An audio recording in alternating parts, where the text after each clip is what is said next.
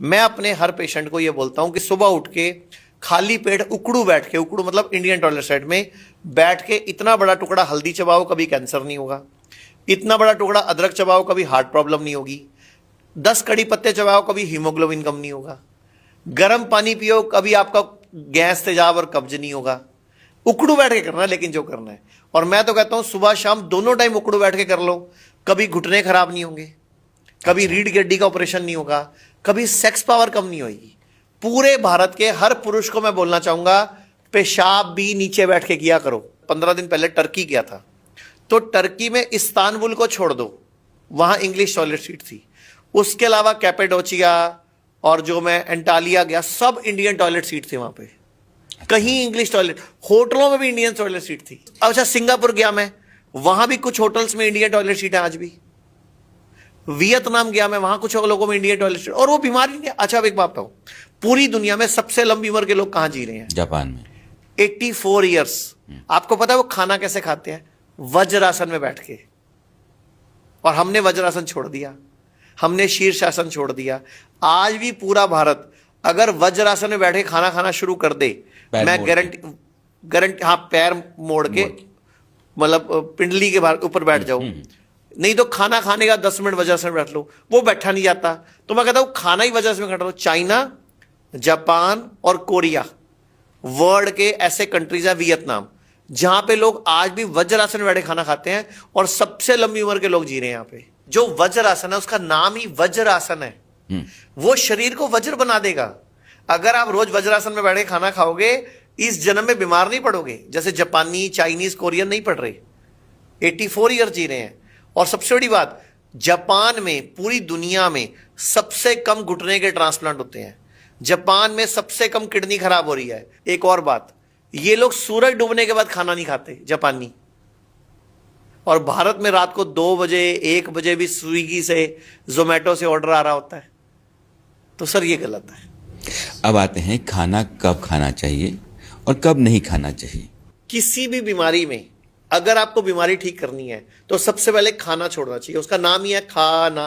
आपको sugar high आ जाए, आपको बीपी हाई आ जाए, आपका क्रिएटिनिन बढ़ के आ जाए, आपको फीवर हो जाए, जॉन्डिस हो जाए, pneumonia, chikungunya, malaria, dengue, typhoid, कुछ भी हो जाए, सबसे पहले खाना 1 से 3 दिन के लिए।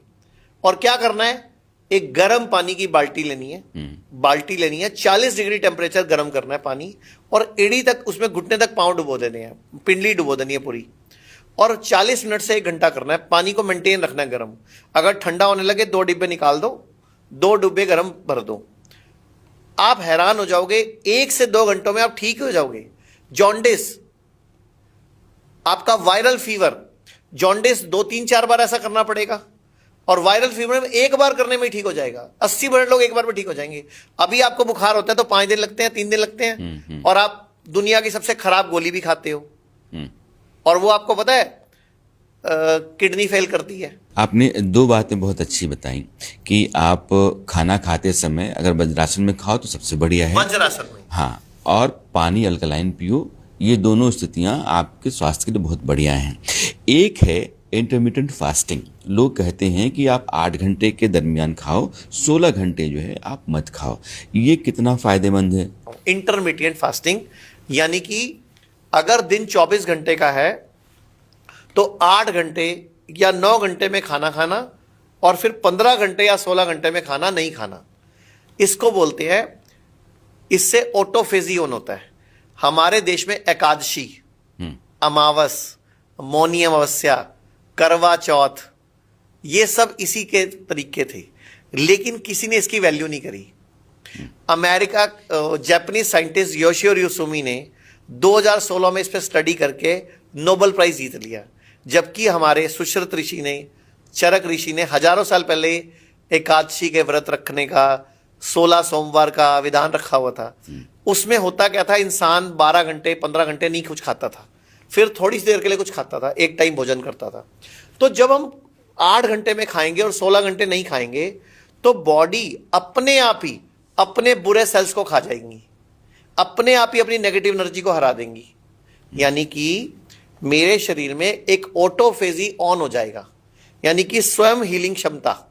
स्वयं रिपेयरिंग क्षमता। जैसे किसी की बॉडी में कैंसर है और आपने 8 घंटे खाया, 16 घंटे नहीं खाया, और 16 घंटे में मान लो बॉडी को 13वें घंटे में भूख लगी, तो बॉडी वो जो गांठ थी बॉडी में, ट्यूमर था, रसौली थी, उसको खा जाएगी। उसमें से खा लेगी थोड़ा सा मच्छर। तो ऐसा कुछ दिन हम लगातार करेंगे तो अपने आप ही ऑटोमेटिकली वो आपकी गांठ छोटी होनी शुरू हो जाएगी, पिघलनी शुरू हो जाएगी। और इंटरमिटेंट फास्टिंग पूरे वर्ल्ड में आज फेमस हो गई है कैंसर के ट्रीटमेंट के लिए, लीवर फेल के ट्रीटमेंट के लिए, किडनी फेल के ट्रीटमेंट के लिए, हर बीमारी के, शुगर ठीक हो जाती है, रिवर्स हो जाती है शुगर, बीपी ठीक हो जाता है, क्योंकि आपकी बॉडी ने अपना सेल्फ मैकेनिज्म ऑन कर लिया। अभी क्या हो रहा है, आपको लगता है रात को 9 बजे खाया मैंने,